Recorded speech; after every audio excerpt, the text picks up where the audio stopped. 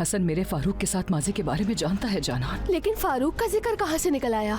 मैं इस तरह की जिंदगी की बिल्कुल भी आदी नहीं हूँ। ये जिंदगी यूँ अचानक बदल गई।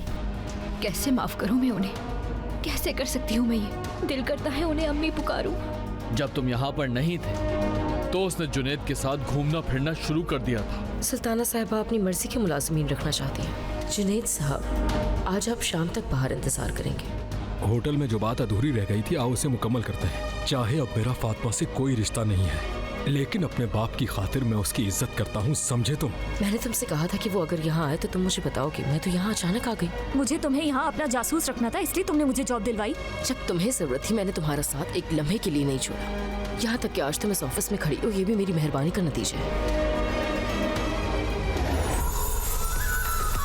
देखिए ड्रामा सीरियल इश्क एक गुनाह रोजाना रात 7 बजे सिर्फ ऑन टीवी पर।